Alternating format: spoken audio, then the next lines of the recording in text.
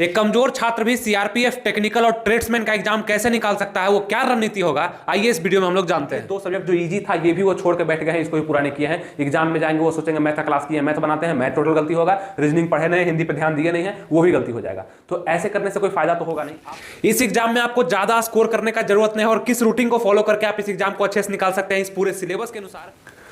नमस्कार दोस्तों, आनंद study online channel में आप लोग का फिर से एक बार स्वागत है। तो अभी के इस वीडियो में आपको बहुत ही बेहतरीन तरीके से हम समझाने वाले हैं, बताने वाले हैं कि सीआरपीएफ टेक्निकल और ट्रेड्समैन का अगर आप लोग फॉर्म भर दिए हैं, इसका एग्जाम देने वाले हैं, आप चाहे लड़के हैं चाहे लड़की हैं, कहीं से भी आप हैं, अगर आप इसका एग्जाम देने वाले हैं तो हो सकता है कि आपको एग्जाम में कहीं ना कहीं दिक्कत आता होगा या सिलेबस को समझने में कहीं ना कहीं प्रॉब्लम होता होगा।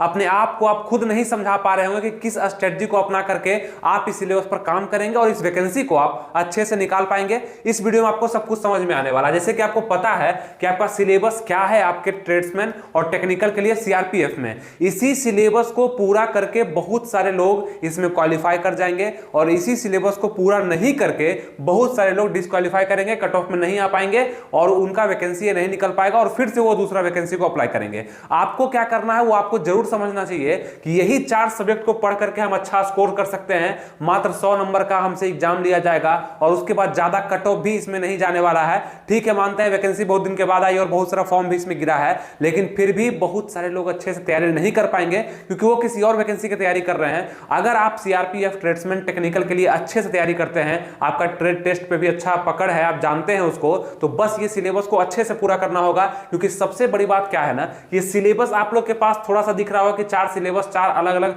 सब्जेक्ट दिए गए हैं जो कि जनरल कंपटीशन का सिलेबस है, लेकिन मात्र 10th लेवल का ही क्वेश्चन आपके सिलेबस के अनुसार पूछा जाएगा, यानी आपके एग्जाम में दिया जाएगा। तो कितना भी कमजोर आप स्टूडेंट है, यानी कि हो सकता है कि आप बहुत पढ़े लिखे नहीं हैं या बहुत ज्यादा नॉलेज आपको नहीं है ये पूरा सिलेबस का, या हो सकता है ऐसा भी कि आप रीजनिंग अच्छा जानते होंगे, मैथ अच्छा जानते होंगे, जीके जीएस आपका मजबूत नहीं है, हिंदी इंग्लिश मजबूत नहीं है, तो क्या करना चाहिए? तो ज्यादा कुछ करने का जरूरत नहीं, हम तो बस यही कहते हैं कि मात्र 3 सब्जेक्ट पे भी आपका अगर कमांड हो जाएगा तो आप इस जॉब को निकाल लेंगे, यानी कि आप फिजिकल के लिए क्वालिफाई हो जाएंगे, रिटर्न आपका निकल जाएगा। लेकिन वो कैसे होगा इसको समझना थोड़ा सा जरूरी है। आइए उसको देखते हैं।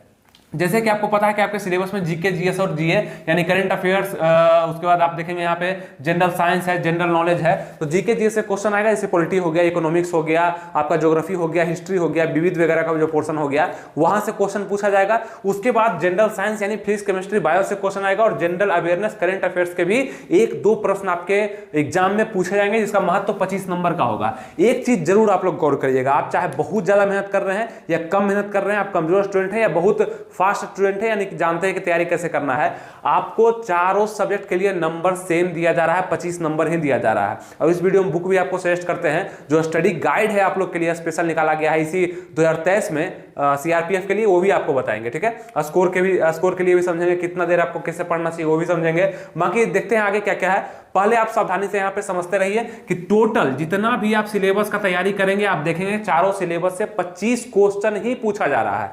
अब इसको आप कैसे देखते हैं, इसको सिर्फ और सिर्फ सिंपल नजरिए से आपको देखना होगा कि 25-25 नंबर का चारों सब्जेक्ट से क्वेश्चन आ रहा है, तो हमको मेहनत कहां पे ज्यादा करना है, जो मेरा इंटरेस्टेड है, यानी कि मेरे अंदर जिसको पढ़ने का जिज्ञासा ज्यादा है, जिस सब्जेक्ट में ज्यादा हमको रुचि है पढ़ने का, जो समझ में ज्यादा आता है, उसको पढ़ लेंगे, क्योंकि 25-25 नंबर ही है। ठीक है, सब बराबर है, तो जिसको हम पहले इंटरेस्टेड है पढ़ने के लिए उसको पहले पूरा करें।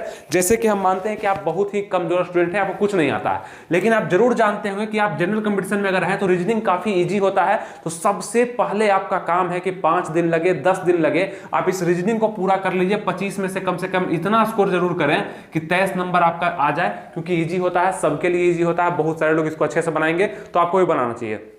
और रीजनिंग में पूछेगा क्या, तो आपको स्क्रीनशॉट हम लगा देते हैं यहाँ पे, क्या क्या पूछेगा रीजनिंग में। यही सब सब्जेक्ट आपके सिलेबस में दिए गए हैं और यहीं से क्वेश्चन आएंगे, जो हमेशा से जनरल कंपटीशन में पूछा जाता है क्वेश्चन, वही सब क्वेश्चन रहेगा। बस बनाना आना चाहिए आपको, आपका प्रैक्टिस होना चाहिए। वो किताब आप पढ़ें, वो प्रैक्टिस सेट आप लगाएं, जिससे ज्यादा आपका प्रैक्टिस हो पाए, आप अच्छे से इसको कर सकते हैं। ठीक है, उसके बाद अगर हम बात करें कि और इजी कौन सा हो जाएगा दूसरे नंबर पे, तो आप यहाँ देखेंगे हिंदी या इंग्लिश। अब कुछ लोग तो इसमें भी कंफ्यूज होंगे कि हमको एग्जाम में हिंदी बनाना चाहिए कि इंग्लिश बनाना चाहिए, तो आप खुद के सहूलियत के अनुसार देख लीजिए। आप हिंदी पहले से पढ़े हुए हैं, आप हिंदी मीडियम के स्टूडेंट हैं, ये इंग्लिश मीडियम के स्टूडेंट हैं, तो आपको इंग्लिश ज्यादा समझ में आएगा। हिंदी मीडियम के तो हिंदी ज्यादा समझ में आएगा। तो आप खुद 2-4 प्रश्न हिंदी का समझने का प्रयास करिए, 2-4 प्रश्न इंग्लिश का समझने का प्रयास करिए। व्याकरण ज्यादा आपको आता है कि ग्रामर ज्यादा आता है, वो आप जरूर जानते होंगे, तो उसी अनुसार से चुनना है। ऐसा कुछ नहीं है कि इसमें बहुत इजी क्वेश्चन आता है, इसमें बहुत हार्ड क्वेश्चन आता है, ऐसा कुछ नहीं है। बनाने वाले के लिए जिसको समझ में आता है उसका सब्जेक्ट में इजी ही क्वेश्चन उसको लगता है। ऐसे कहेंगे तो मैक्सिमम लोग हिंदी को चुनते हैं क्योंकि इसका संख्या ज्यादा है। हिंदी थोड़ा सा आसान होता है समझने में, पढ़ने में। इंग्लिश पढ़ने में थोड़ा दिन लग जाता है, समझने में थोड़ा दिन लग जाता है। आसान दोनों है, पढ़ने के बाद सब कुछ आसान है, नहीं पढ़ने के बाद, नहीं जानने के बाद कोई भी चीज हार्ड है, चाहे वो कितना भी किसी के लिए आसान क्यों ना हो। अगर आप नहीं समझ रहे हैं तो वो हार्ड है। इस कारण से आप देख लीजिएगा अपने अनुसार आपको हिंदी लेना चाहिए कि इंग्लिश, कोई एक आप वहां पे चुन सकते हैं। 25 नंबर का क्वेश्चन आपको उससे बनाने का मौका मिलेगा। अब ये 25 क्वेश्चन भी इजी ही माना जाएगा।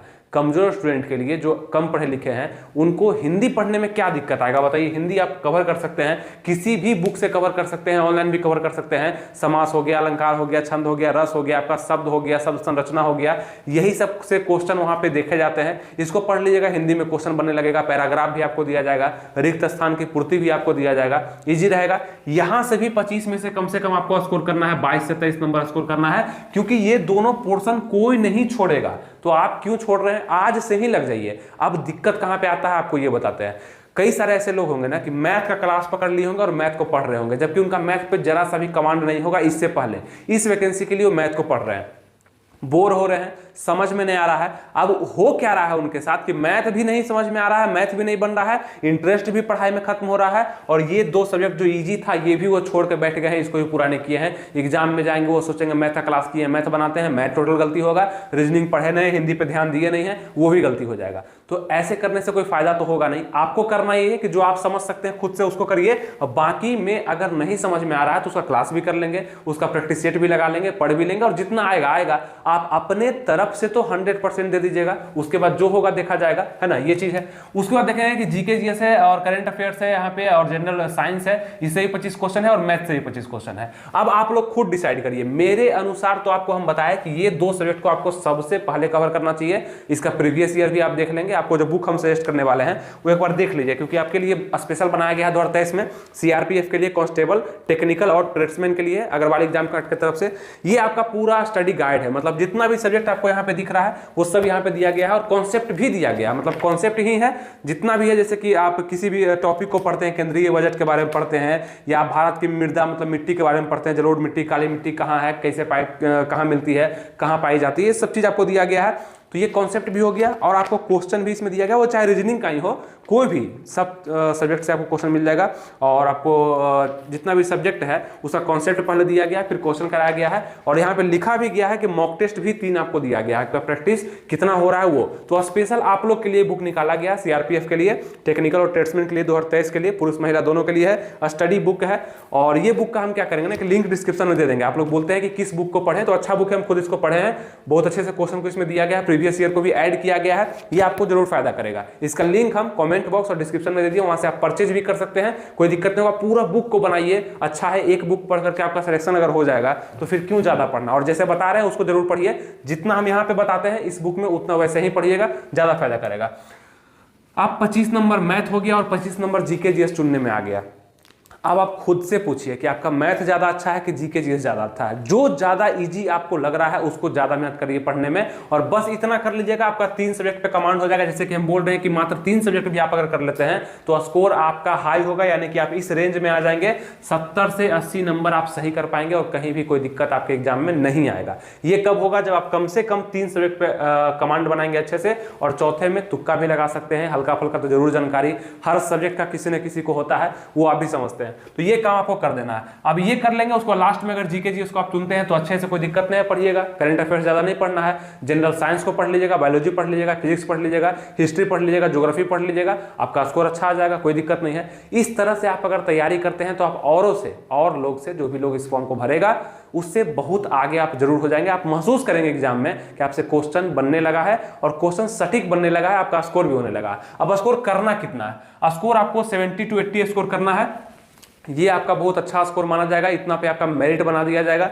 और उसके बाद अगर आप 65 to 70 स्कोर करते हैं तो यहाँ पे थोड़ा सा डाउट रह जाएगा कि हो सकता है मेरिट बनेगा या नहीं बनेगा। ये उतना सेफ जोन नहीं है, और ये ऐसा जोन है 60 से 65 जिसमें आप सिर्फ और सिर्फ फिजिकल के लिए क्वालिफाई कर पाएंगे रिटन के बाद, और हो सकता है कि मेरिट आपका नहीं बन पाएगा। तो आपको मैक्सिमम स्कोर करने पर ध्यान देना है। आपको ये पता होना चाहिए कि 100 नंबर में मात्र 4 सब्जेक्ट को ही हम पूरा करते हैं, 3 सब्जेक्ट को ही पूरा करते हैं तो 75 नंबर हमको दिया जाता है।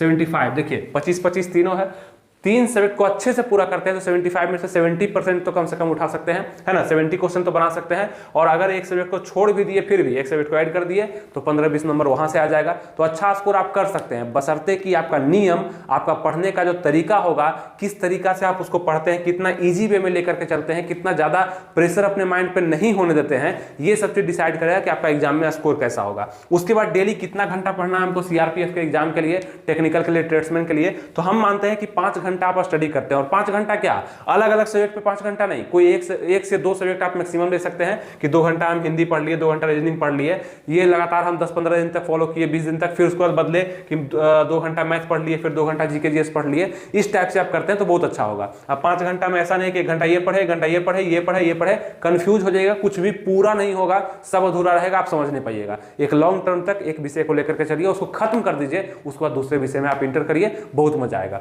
ये होता है एक नॉर्मल लेवल से हाई लेवल तक पहुंचने का स्ट्रेटजी, जो आपको हम बताएं सीआरपीएफ टेक्निकल और ट्रेड्समैन के एग्जाम के लिए। और जैसा कि आप यहां पे देख रहे हैं लिखा भी हुआ, पहले 4 नंबर को करना है, फिर 3 नंबर को करना है, फिर 2 नंबर को करना है, फिर 1 नंबर को करना है। जिस अनुसार हम मानते हैं कि ये दोनों को आप पहले कर लीजिए, फ्री हो जाइए, स्कोर 50 में 45, 48, 46, 44 इतना जरूर ले आइए, उसके बाद आप आगे बढ़िए, कोई दिक्कत नहीं होगा। जो बताने का आपको प्रयास किया वो समझ गए। बुक भी बता दिया आपको, कौन सा आपके लिए स्टडी बुक आया हुआ है जो आपको परचेज करना है, अच्छा होगा आप लोग के लिए, बहुत अच्छे से उसमें कंटेंट दिया गया है।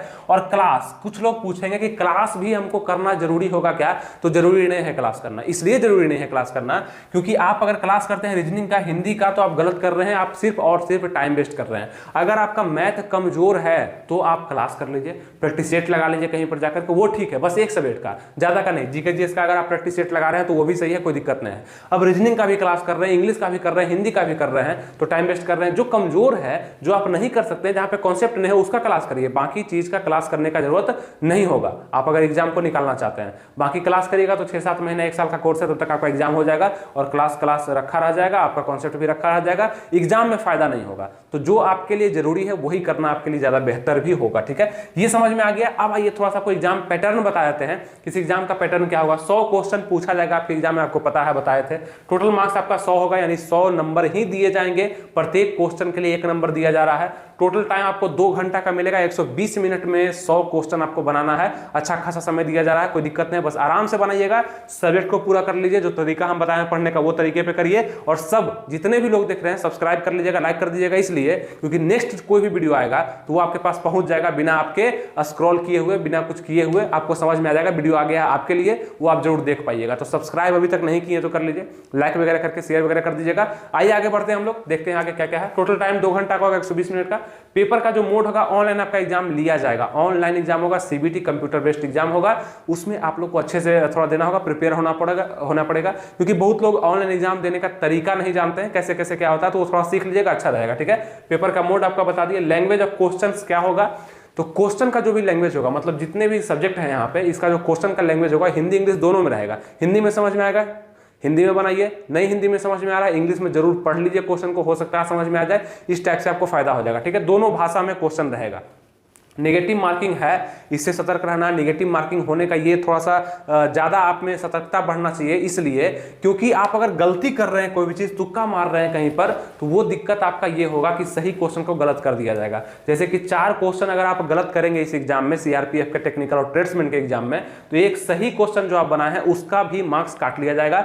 1/4 का नेगेटिव मार्किंग है, यानी 0.25 का नेगेटिव मार्किंग इस एग्जाम में आपको मिलेगा देखने के लिए, ठीक है। ध्यान रखिएगा इसका। 1 डे एग्जाम है, बस एक ही एग्जाम होगा, ज्यादा एग्जाम भी नहीं है, पीटी है बस। उसके बाद आप लोग का फिजिकल होना है, आपको पता है। जैसे कि आपका सिलेक्शन प्रोसेस है, चयन प्रक्रिया क्या है, रिटन एग्जाम सबसे पहले, फिर फिजिकल है, फिर ट्रेड टेस्ट होगा, जो भी ट्रेड के लिए आप अप्लाई किए हैं उसके लिए टेस्ट होगा, डॉक्यूमेंट वेरिफिकेशन होगा, मेडिकल होगा, उसके बाद आपका मेरिट बनाया जाएगा जो सबसे अंतिम प्रक्रिया है, और वहां पे आप लोग को अच्छे से स्कोर करना पड़ेगा तब जाकर मेरिट बनेगा। उम्मीद करते हैं हर चीज आसान भाषा में आपको हम समझा दिए, तरीका भी बता दिए पढ़ने का, और बहुत सारा स्क्रीनशॉट। इसके पहले भी एक वीडियो हम बना चुके हैं सिलेबस पर, जहां पे अच्छे से स्क्रीनशॉट के माध्यम से आपको समझाया है क्या क्या कैसे कैसे पढ़ना, उसका लिंक यहाँ पे आ रहा होगा, इसको भी देख सकते हैं। और जितना भी चीज हम बताते हैं वीडियो को नहीं समझ में आता फिर से एक बार वीडियो को देखिए, आप जरूर इससे अच्छे समझ करके अपनी तैयारी को शुरू करेंगे, और हमें उम्मीद है कि अच्छा स्कोर आप जरूर करेंगे। नीचे वीडियो में कमेंट करिए कि आप कितना स्कोर करेंगे 100 में से, जिसमें आपका ज्यादा मजबूत जो सब्जेक्ट है वो भी नीचे कमेंट करके बताइए, ताकि हम अगला वीडियो चलाएं उसको हम मेंशन कर सकें कितने लोग हैं जो कि इतने अच्छे से पढ़ाई कर रहे हैं, उनका सब्जेक्ट अच्छा है और वो अच्छा स्कोर कर पाएंगे। ठीक है, उम्मीद करते हैं सब कुछ आपको अच्छे समझ में आ चुका होगा। थोड़ा देर हमारे चैनल पर जरूर दिया करिए ताकि और भी जो वीडियो है सब देख सकें, कहीं भी कोई दिक्कत ना आए। मिलेंगे फिर आपसे नेक्स्ट वीडियो में, तब तक के लिए थैंक यू, जय हिंद।